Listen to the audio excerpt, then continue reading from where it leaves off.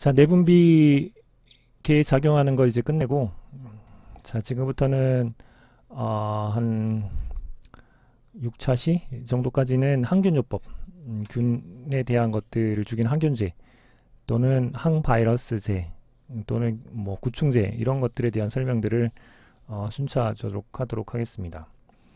항균제를 이해하려면, 어떤 항균제를 선택을 고려해야 되는지, 그리고 그 균들은 항균의 내성을 갖는 기전들을 발생하게 되는데 어떤 기전들 때문에 그런지에 대한 주요 요소들을 조금 이해할 필요들이 있게 됩니다. 우선은 그 많이 이제 혼용해서 쓰는 것 중에 하나가 항균제하고 항생제가 있죠. 그 항균제는 그 어떻게 만들어진 뭐 곰팡이로부터 오든 또는 그 화학 물질로부터 만들던 상관없이 세균을 죽이는 측면에 대한 개념들이 강한 용어이고요. 항생제는 그 주로 이제 살아있는 대표적인 게 곰팡이죠. 곰팡이로부터 살아있는 녀석으로부터 추출한 유효 물질인데 그 살아있는 다른 생명체들을 억제하는 개념들이 강합니다. 그래서 균도 억제할 수 있게 되고요. 때때로는 사람의 이제 포유동물 세포 같은 경우도 억제할 수 있게 됩니다. 이런 경우들을 이용해서 항암제로 사용하기도 합니다. 근데 대체로 두 개가 비슷한 종류들이 많기 때문에 같이 혼용해서 쓰고 있다라는 정도로 조금 이해를 해 주시면 될 것 같습니다. 그 항균제에 대한 이해를 하시려면 그 첫 번째로 이해를 하셔야 될 게 그 정균제와 그 살균제에 대한 개념입니다. 그 살균제는 박테리오사이달이라고 해서 균을 이제 완전히 죽이는 약물을 뜻하는 용어이고요. 그 다음에 그 박테리오 스태틱 드럭이라고 해서 정균제는 균을 죽이지는 않고 성장만 멈추게 하는 약물입니다. 따라서 성장을 멈추게 둔 상태에서 우리 생체의 면역 시스템에 이제 노출이 계속되게 되면 정상적인 면역 시스템의 경우에는 이 성장을 멈춘 균을 죽이게 되는 과정으로 결국엔 균을 죽이게 되는 거죠. 그래서 항균제는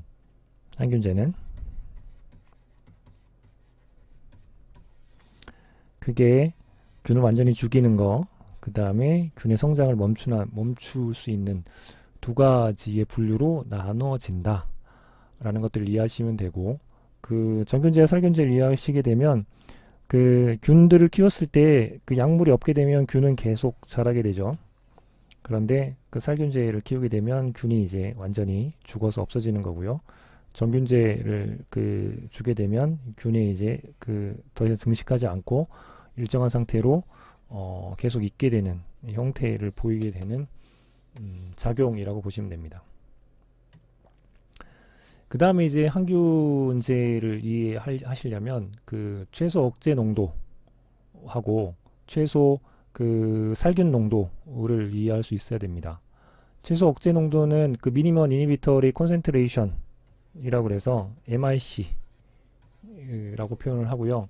그 최소 살균 농도는 그 미니멈 박테리오사이달 콘센트레이션 이라고 해서 MBC라고 표현을 하게 됩니다. 그 항균제가 어느 정도 약효를 나타내는가 비교를 할 때 MIC의 농도가 어떻게 되는가 로 비교를 해서 어떤 것들을 쓰고 어느 정도로 쓸 건가 정할 때 이제 중요한 개념들이 됩니다. 어떤 식으로 그 실험을 하냐 하면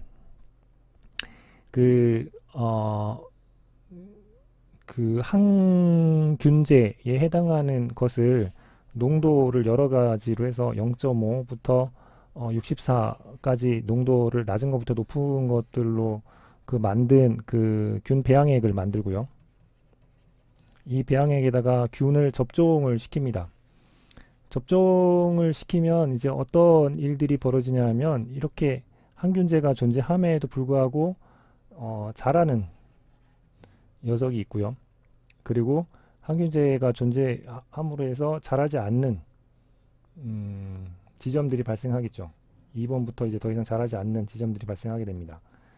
이렇게 됐을 때 항균제가 그 균을 최소한의 농도로 억제할 수 있는 최소한의 농도가 어디냐라고 실험할 때 24시간 배양을 해서 균을 접종시켰는데도 안 자라네, 여기서부터는 안 자라네, 그랬을 때 요 2에 해당하는 것들이 그 MIC 최소 억제 농도에 해당하겠습니다. 즉 24시간 배양 후에서도 가시적으로 보일 때 성장하지 않는 가장 낮은 항균제 농도를 뜻하는 거죠. 그런데 2에서 자라지 않는다 하더라도 이 안에 있는 균이 성장만 안 했을 뿐이지 완전히 죽지 않을 수도 있지 않겠습니까? 정균의 효과로. 따라서 이 죽었는지 죽지 않고 살아 있으면서 성장만 멈춘 건지 알려면 이제는 항균제가 없는 배양액에다가 이 균들을 다시 접종을 시킵니다. 그러면 균이 죽지 않고 살았다면 항균제가 없기 때문에 성장을 할 거고요. 균이 완전히 죽었었다면 항균제가 없는 배지에 옮기더라도 자라지 않는, 균이 완전히 죽었기 때문에 자라지 않는 현상을 발견할 수 있게 됩니다. 그래서 균을 완전히 죽여버릴 수 있는 그 최소 농도를 결정할 수 있게 되죠. 이런 경우에 이제 희석 배양액 항균제가 없는 곳에 하룻밤 지난 다음에 세균 진락이 이제 발생하지 않는 농도를 가장 낮은 농도라고 보시면 됩니다. 그래서 다시 한번 설명하면 항균제를 농도별로 한 다음에 균을 접종시킨 다음에 성장을 억제하는 최소 억제 농도를 MIC라고 표현을 하고요. 이 농도 안에서 균을 완전히 죽여서 항균제가 없는 상황에서도 균이 더 이상 자라지 않는 최소 농도, 여기를 MBC 최소 살균 농도라는 표현을 사용하고 있다 라는 것을 정확하게 이해를 하셨으면 좋겠습니다. 그 다음에는 항균제를 쓸 때 중요하게 어느 곳에 감염됐을 때 써도 된다, 쓰지 말아야 된다 라고 하는 포인트 중에 하나가 블러드 브레인 베리어라고 하는 BBB입니다. 뇌 혈관 관문이라고 하는 거죠. 보시면 친지성, 고도의 친지성이 있지 않고서는 약물을 투여를 하게 되면 완전히 BBB의 여부에 따라서 척수에 투여하기 전까지는 들어가지 않는 상태를 보게 되고, BBB 안쪽으로 할 때는 그 안으로 투여해야 되는 일들이 벌어지게 됩니다. 따라서 뇌염 같이 뇌나 척수에 어떤 세균 감염들이 있었을 때 BBB를 통과할 수 있는 약이냐 그렇지 않은 약이냐에 따라서 사용할 수 있는 방식들이 다르게 되죠. 이것들은 블러드 브레인에 있는 모세혈관이 이렇게 다른 지역에 있는 슬리트 정선에 비해서는 타이트 정선 형태로 틈이 없기 때문에 벌어지는 현상이다 라는 것들을 해부학적으로 조금 이해하시면 좋을 것 같고, 따라서 뇌에 분포한 모세혈관이 타 장기 모세혈관과는 다르게 아주 타이트하게 이런 타이트 정성으로 구성이 되어 있어서 생기는 관문이고, 뇌균이 감염이 되면 이 BBB 때문에 약물이 뇌까지 도달하기 어려운 상황이 됩니다. 따라서 뇌나 척수에 염증이 생겼을 때는 약물이 이제 지용성이 크거나 아주 크기가 작거나 이런 측면의 항균제들을 사용할 수밖에 없게 되죠. 또는 다른 방침을 쓰거나 또는 아예 그냥 척수 강내로 투입을 하거나 하는 방법들을 항균제 선택의 이제 요인 중에 하나가 되겠습니다. 그 다음에 요인들은 임신이나 수유부에 사용을 할 수 있는 항균제냐 그렇지 않은 항균제냐, 또는 항균제 이외에도 이 약들이 임산부한테 사용해도 괜찮으냐 그렇지 않으냐라고 판정을 할 때 기형이나 독성에 따라, 태아에 미치는 독성에 따라서 카테고리가 A, B, C, D, X로 나뉘는 카테고리가 있습니다. 분명하게 사람의 태아이든 동물의 태아이든 심각한 문제를 일으켜서 임산부에는 금기되는 X 카테고리가 있고요. 그 다음에 그 사람에서 그 태아에 전혀 그 해를 미치지 않는다라고 하는 A 카테고리가 있습니다. 그 BCD는 어떻게 구분하냐 하면 사람한테서는 아직 뭐 유해한지 아닌지 그 정확한 실험들은 하지 않았지만 동물한테에서는 유해할 가능성이 있다 라고 하는 게 B고요. C 같은 경우에는 동물에서 유해하다라고 완전히 그 실험적으로 증명이 되어 있는 상태라고 보시면 되고, 그리고 사람한테도 리스크가 그 규정되어 있지 않지만 일어날 가능성이 있다 라고 하는 게 C라고 보시면 됩니다. D 같은 경우에는 그 태아에 분명히 이제 어떤 위해가 존재한다 라는 것들을 알고 있기 때문에 이 경우에는 유해보다 이득이 조금 더 크다 라는 결정이 내리기 전까지는 사용하지 않았으면 좋겠는 약물들이 D 약물에 해당을 하겠습니다. 따라서 이와 같이 그 카테고리에 대한 부분들을 조금 이해를 하시면 약을 보게 되면 이 카테고리가 A 카테고리인지 B 카테고리인지 그 약물에 대한 설명서 안에 다 적혀 있기 때문에 여러분들 한번 이제부터 약들을 보실 때 내가 먹는 약이 임신 및 수유 입장에서는 어디 약이 해당하는지, 태아한테는 어느 정도 위해가 있는 약인지 한 번쯤 살펴보시면 좋겠습니다. 항균제의 범위에 따라서 그 어떤 항균제인지를 나누기도 하는데요.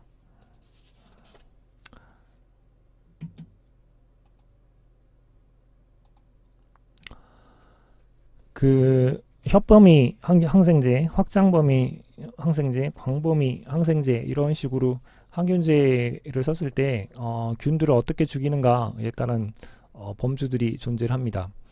그 이쪽 A를 보게 되면 그 주로 이제 의료 영역에서 중요하게 생각하는 세균들에 대한 부분들이 있습니다. 그람 포지티브 코카이가 있고요. 그람 포지티브 바실러스, 그람 네가티브, 그 다음에 혐기성균들, 그리고 스피로케차, 그리고 마이크로플라즈마, 클리메디아, 뭐 그 기타 등등 이런 균들이 있겠죠.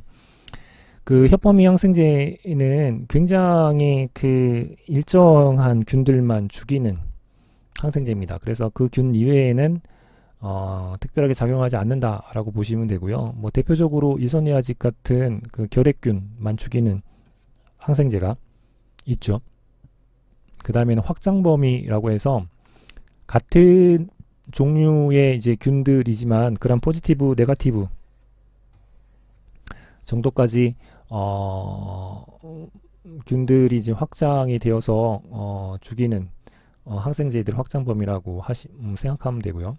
익스텐디드 스펙트럼이요. 그 다음에 그 광범위 항생제들은 균들의 굉장히 그 여러 종들의 균들을 동시에 다 타겟하는 겁니다. 뭐 여기 예를 들면 그람과 관계되어 있는 균들뿐만 아니라 그 혐기성 균도, 그 다음에 마이크로플라즈마도, 클리미디아도 이런 식으로 다양한 종특성을 갖고 있는 세균들까지도 타겟하는 형태를 광범위 항생제라고 부르죠.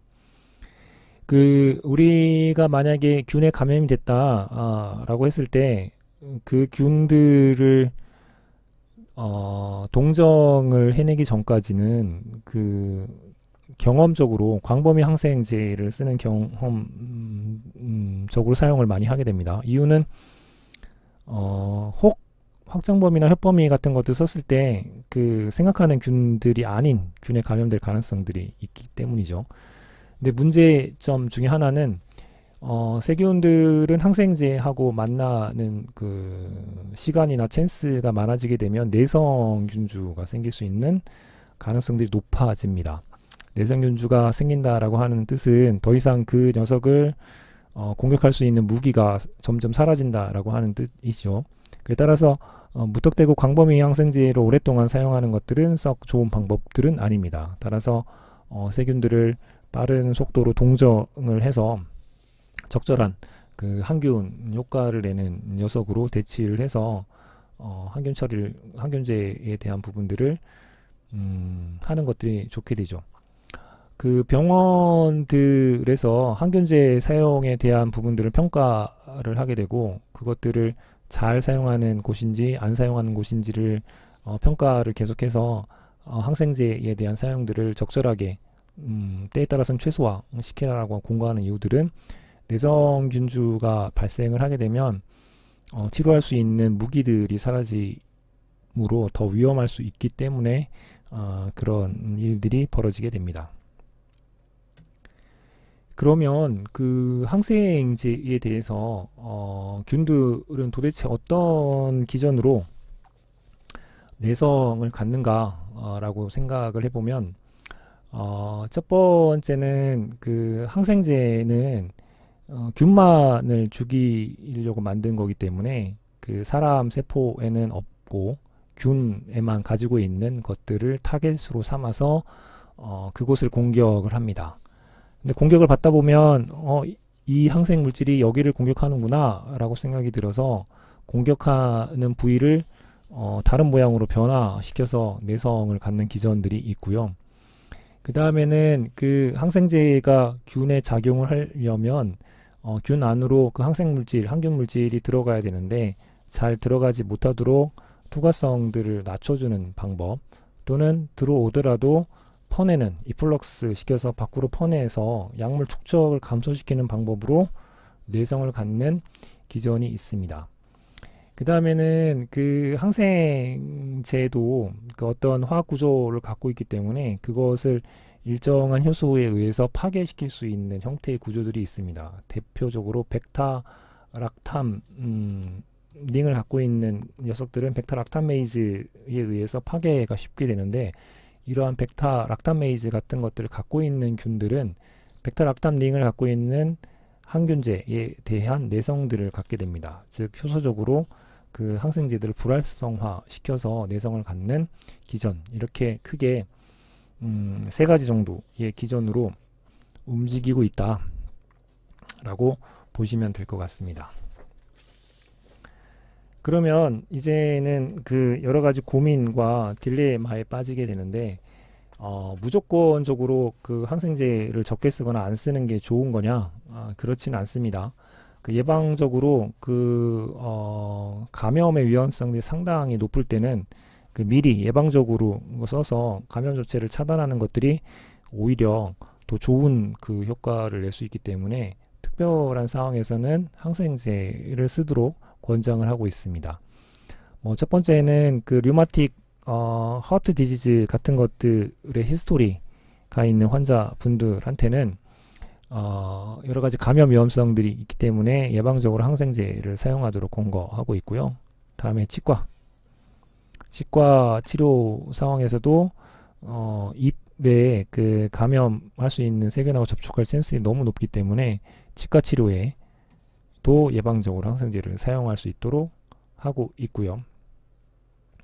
그 다음에 그 이미 그 결핵이라든가 여러 그 세균들에 감염된 환자하고 접촉할 수 있는 가능성이 있는 사람들한테 그 예방적으로 그것들을 그 감염할 수 있는 기회들을 조금 더 줄이기 위해서 항생제를 처방하도록 하고 있고, 그 다음에는 뭐 잘 이렇게 알듯이 수술 상황들은 뭐 여러 가지 그 감염의 위험 사항들이 복합적으로 존재하기 때문에 이런 경우에도 항생제를 사용하도록 권고를 하고 있습니다. 자, 이러한 그 항생제 요법, 항균제 같은 것들을 그 사용할 때 생각해 봐야 될 주의사항 중에 하나가 과민증입니다. 과민증. 또는 그 항생 물질이 몸에 들어가서 여러 대사 산물들을 만들 텐데 그 대사 산물에 대한 과민 반응 또는 면역 반응 같은 것들이 일어나서 문제가 발생할 수 있습니다. 페니실린 같은 경우가 그러한 반응이 일어나는 환자들이 거의 뭐 10% 정도가 될 정도로 상당한 숫자가 됩니다. 따라서 항생제를 투여받기 전에 그 피부에 그 조금의 그 투여를 한 다음에 20-30분 지켜보면서 그 면역 반응이 일어나는지 여부를 확인하는 감작 주사 같은 것들을 좀 하게 되죠. 그걸 통해서 이 사람은 이 항생제는 면역 반응이 나타나는구나 하게 되면 그렇지 않은 다른 항생제, 항균제로 바꾸게 되고 이러한 항균제에 의해서 면역 반응이, 과민 반응이 일어납니다 라고 이제 환자한테 잘 교육을 시켜서 향후에 비슷한 항균제를 투여받을 수 있는 상황이 되면 이러이러한 과민 반응이 있었습니다 라고 의사한테 미리 이야기할 수 있도록 해주는 게 필요하겠습니다. 그 다음에는 그 항균제를 처방을 하게 되면 직접적으로 귀나 그 신장 이런 곳에 이제 독성을 내는 물질들이 있습니다. 그래서 청력에 문제를 생긴다거나 신장에 콩팥에 문제를 일으키는 아미노 배당체 같은 것들이 그렇게 되고요. 또는 프로로퀴놀론 같은 경우는 연골의 독성을 일으키는 직접 독성에 해당이 됩니다. 또 다른 측면으로는 항균제를 복용하게 되면 그 균들을 죽이기 때문에 우리 몸에 있는 정상 세균의 그 변화들을 초래를 하게 되죠. 그 위장의 장에 있는 그 마이크로 오가니즘이라고 하는 세균 총들이 우리 건강에 굉장히 큰 기여나 관련을 맺고 있다라고 하는 연구들이 많이 나오고 있고, 또는 이러한 그 세균의 변화들이 초래하게 되면 원래는 적었던 세균들이 우저문에서 문제를 일으키기도 하고 하는 등의 중복 감염의 문제들이 생길 수 있습니다. 그래서 이런 것들을 고려하면서 항균제를 사용을 해야겠죠. 자, 그러면 이제부터는 항균제에 대한 각각에 대한 설명들을 이제 앞으로 드릴 텐데, 타겟들을 보게 되면 세균에는 세포벽이라고 하는 것이 존재를 합니다. 그래서 세포벽을 타겟으로 하는 세포벽 합성 억제제에 대한 설명들을 드릴 거고요.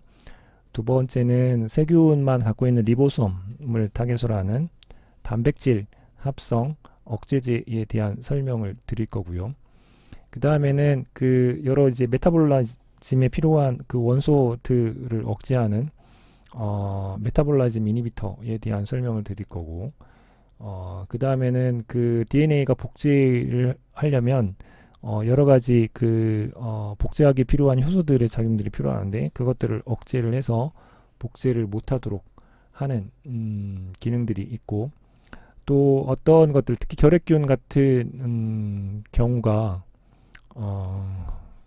또는 진균 같은 경우가 그럴 텐데요. 멤브레인에 사람은 콜레스테롤이라고 하는 것들을 갖고 있지만 진균은 에르고스테롤이라고 하는 것들이 장착이 되어 있는데, 그것을 타겟으로 해서 사용하는 항균제 등이 존재하기 때문에 각각의 특징, 결국에는 사람 세포에는 없는, 그리고 세균한테만 특이적인, 그래야지만 사람한테는 문제를 안 일으키고 사람한테 감염된 세균만 죽일 수 있기 때문에 그 타겟이 무엇이고 그 타겟들을 어떻게 공격하는지에 대한 설명들은 이제 앞으로 차근차근 드리도록 하겠습니다.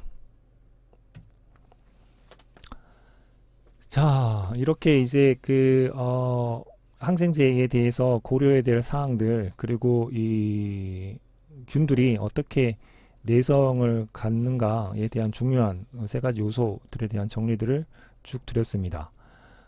연습 문제를 지금 설명드린 내용들을 가지고 풀 수 있는 정도의 답까지만 적어놨는데, 우선 범위를 얘기하면 협범위 항생제가 뭔지 거기에 대한 것들을 이해하시면 좋겠고, 그리고 확장 범위,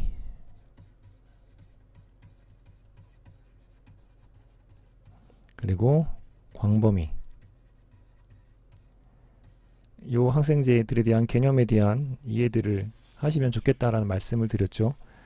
경험적으로 균이 동정되기 전까지는 광범위 항생제를 우선 처방을 하지만, 고민해야 될 문제들은 내성에 대한 찬스들도 높아진다 라는 것들 때문에 빠른 속도로 동정하고 그것에 이제 타겟하는 물질로 바꿔주면 좋겠다 라고 하는 거죠. 앞쪽에 있는 항균제에 대한 일반적인 개론 설명하면서 협범위 또 확장 범위, 광범위 설명할 때 해당하는 약물들 소개를 한 게 있습니다. 그것들을 좀 기억하신다면 세프리트리악손이 그런 건지, 시프로프로삭신이 그런 건지, 이소니아짓이 그런 건지, 이미페넴이 그런 건지 한번 생각해 볼 수 있을 겁니다. 잘 정리하시길 바라고 이상으로 마치겠습니다. 고생하셨습니다.